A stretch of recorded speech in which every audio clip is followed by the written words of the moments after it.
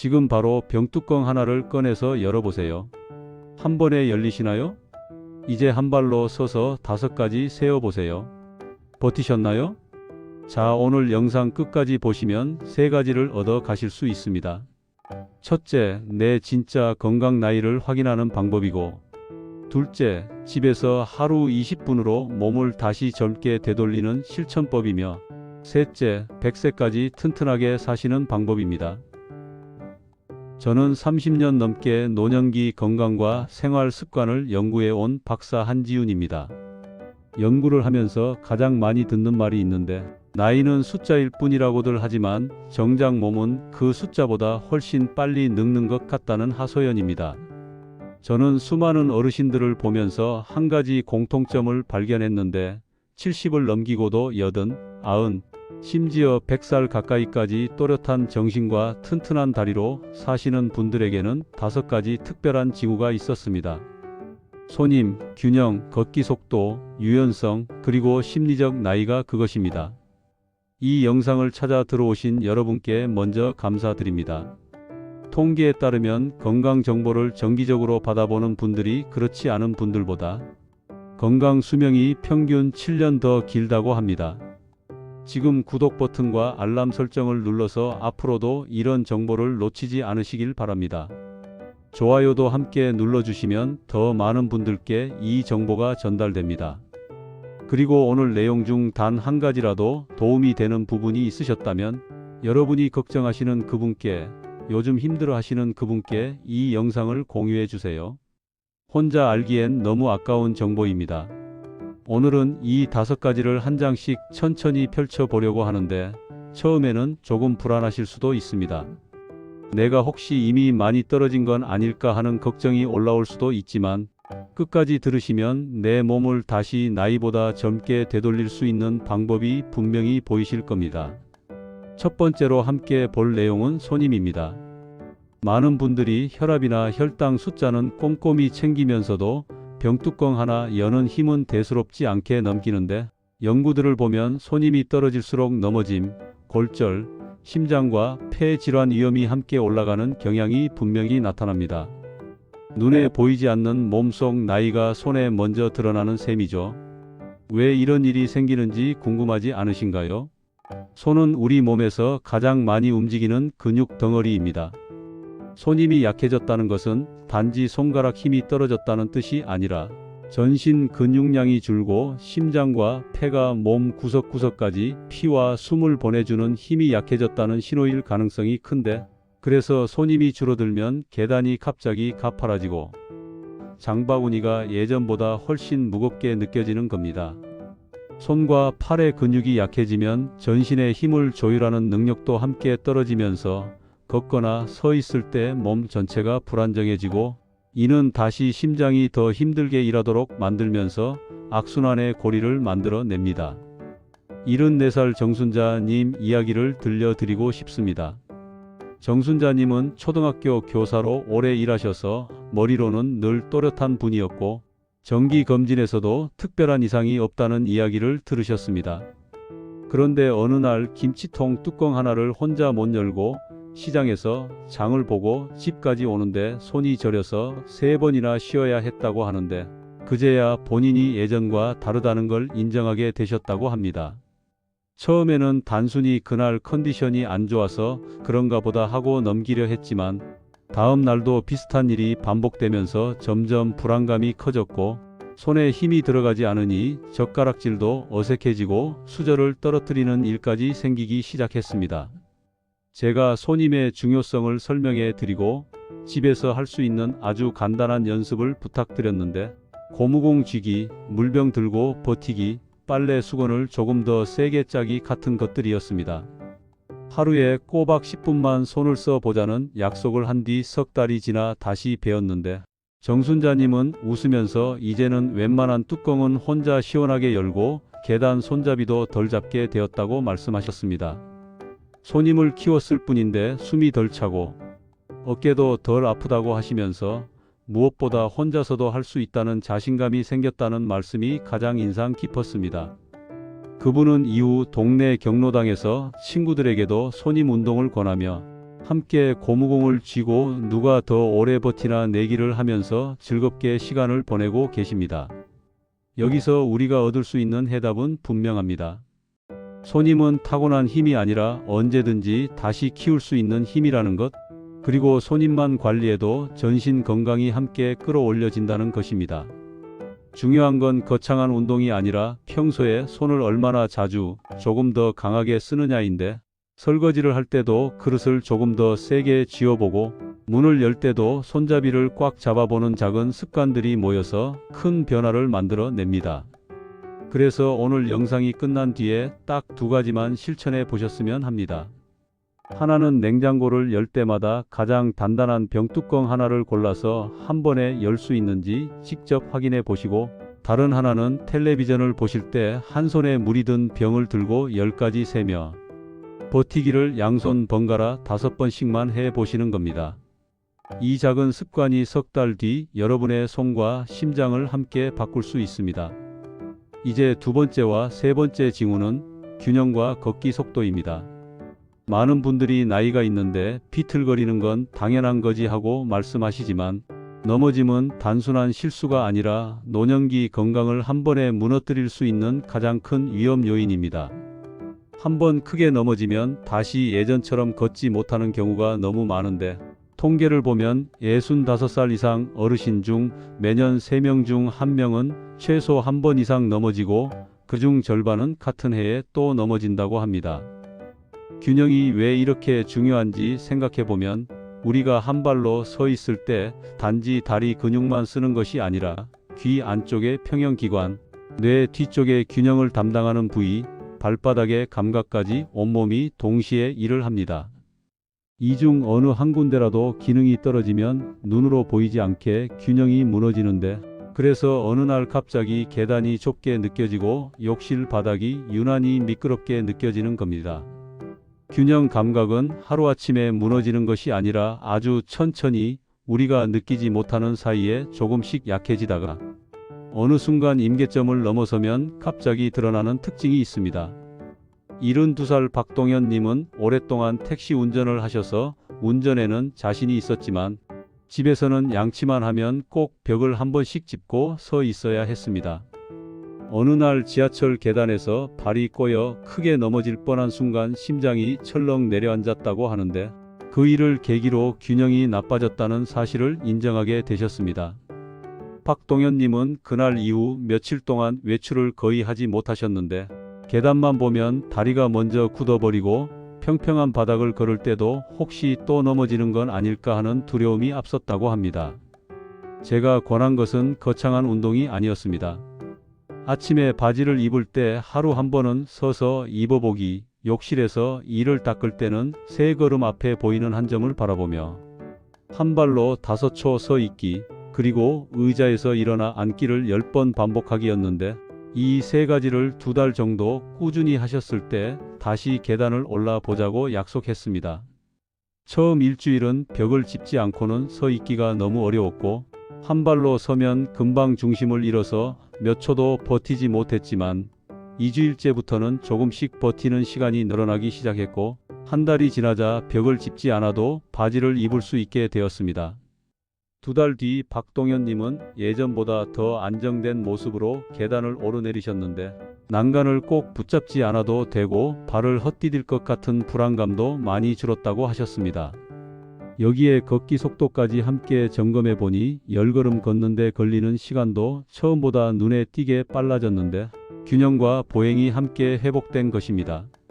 그분은 이제 지하철 계단도 혼자 오르내리고, 주말에는 손자와 함께 공원을 걸으면서 예전에 못했던 것들을 하나씩 되찾아 가는 중입니다. 여러분께 드리고 싶은 실천 팁은 간단합니다.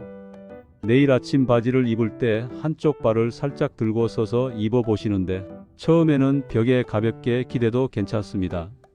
그리고 집 안 복도나 집 앞 골목에 10걸음 정도 거리를 정해두고 숨이 차지 않을 정도로 편안하게 걸었을 때 몇 초가 걸리는지 일주일에 한 번은 꼭 재보세요. 이 2가지가 앞으로의 균형과 수명을 가늠해주는 소중한 지표가 되어줄 것입니다. 4번째 장수 징후는 유연성입니다. 몸이 굽혀지지 않고 뻣뻣해지는 것을 단지 노화로만 여기기 쉽지만 실제로는 혈관이 얼마나 딱딱해졌는지를 보여주는 거울일 수 있는데, 몸을 앞으로 숙이는 간단한 동작만으로도 심장과 뇌로 가는 혈관이 얼마나 부드럽게 피를 보내주는지 어느 정도 짐작할 수 있습니다. 왜냐하면 근육과 혈관은 함께 늘어나고 함께 굳기 때문인데, 허리와 다리가 굽혀지지 않으면 그 속을 지나가는 혈관들도 잘 늘어나지 못합니다.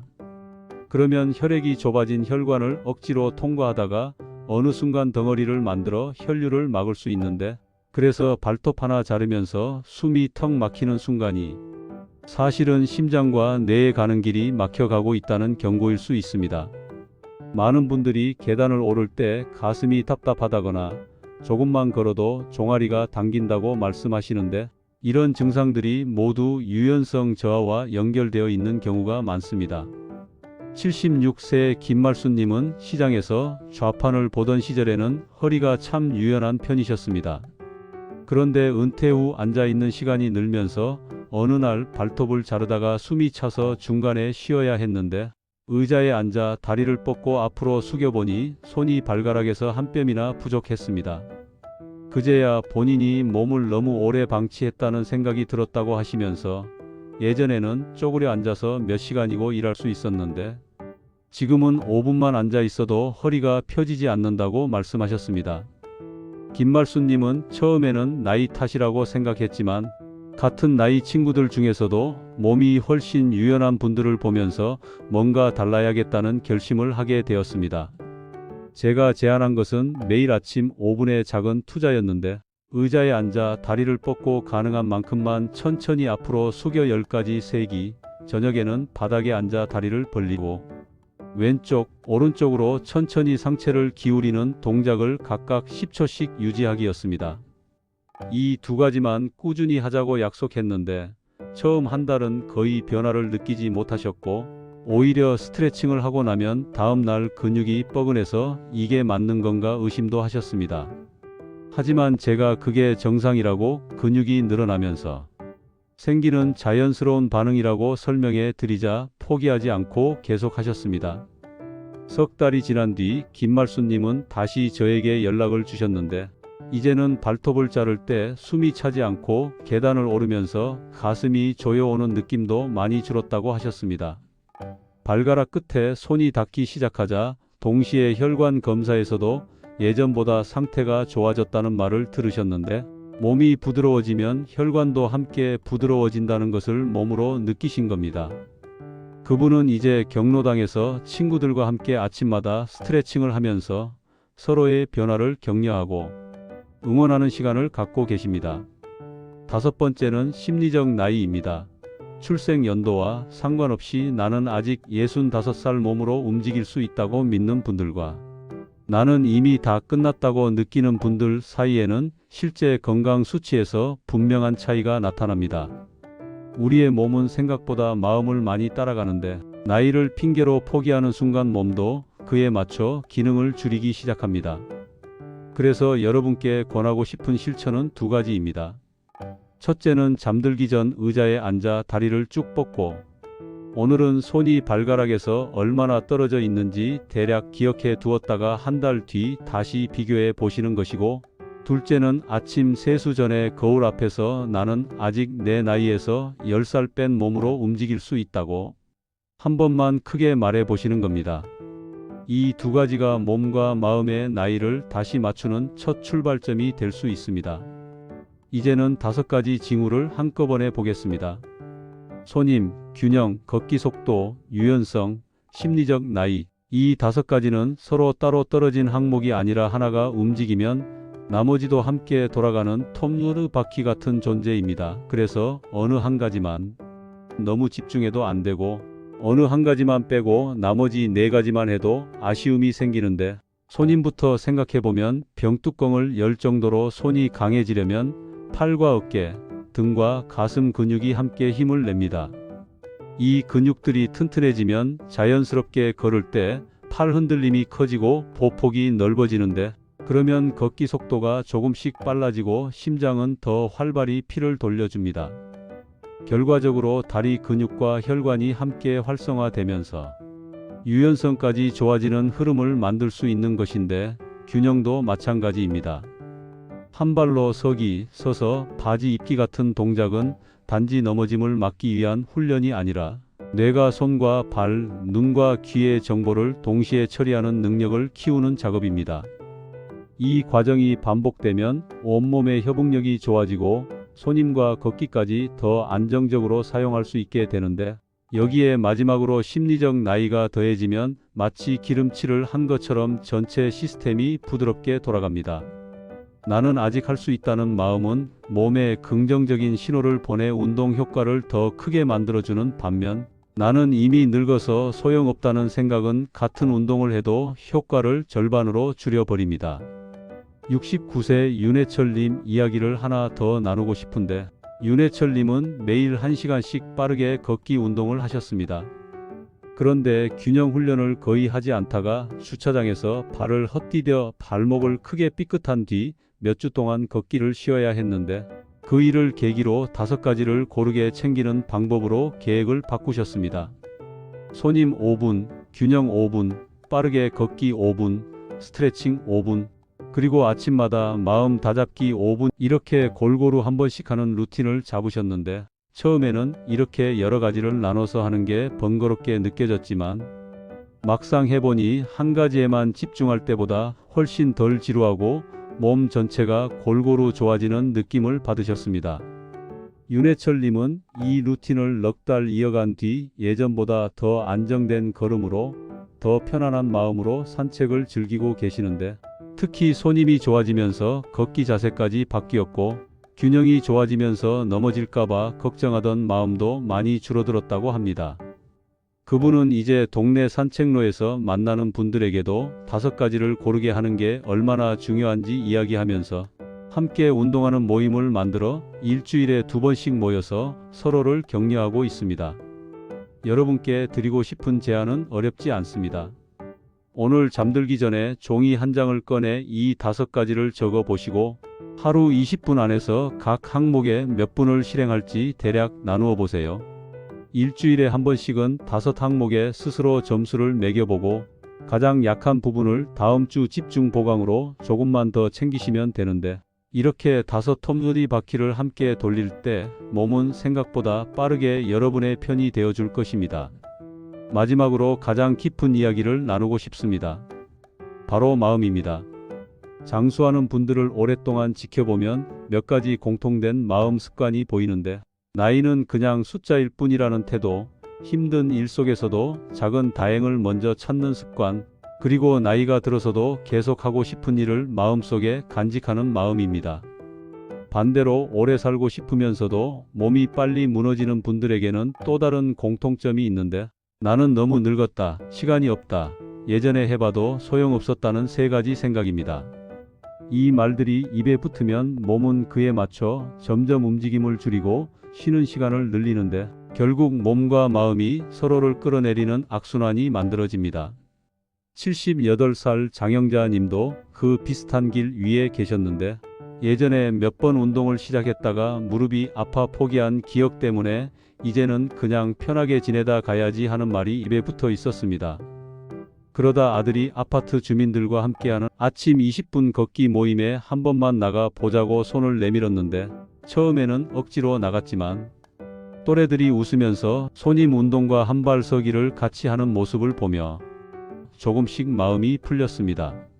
장영자님은 처음 모임에 나갔을 때 다른 분들보다 몸이 훨씬 굳어 있어서 손님 운동도 제대로 못 따라하고 한 발로 서면 바로 중심을 잃었는데, 그런데 옆에 계신 분들이 처음엔 다 그렇다면서 자기들도 처음에는 못했다고 웃으며 이야기해 주셨습니다. 그 말이 얼마나 위로가 되었는지 다음 날도 나가고 싶어졌다고 하시더군요. 3달이 지나자 완전히 달라져 있었는데, 오히려 다른 분들에게 오늘은 스트레칭 안 하냐고 먼저 물으면서 모임의 분위기를 이끄는 사람이 되었습니다. 집으로 올라갈 때도 엘리베이터 대신 2층 정도는 계단으로 올라가 보겠다고 스스로 제안하셨는데, 혼자 할 때는 두려웠던 일들이 함께 하니까 훨씬 덜 무섭고 더 재미있어진 것입니다. 장영자님은 이제 모임이 없는 날에도 혼자서 집 앞을 걷고 손님 운동을 하면서 다음 모임 때 친구들에게 자랑할 거리를 만들고 계시는데, 이렇게 작은 성취들이 쌓이면서 나는 아직 할 수 있다는 자신감이 생겼고, 그 자신감이 다시 몸을 더 움직이게 만드는 선순환이 만들어졌습니다. 그래서 저는 늘 이렇게 말씀드립니다.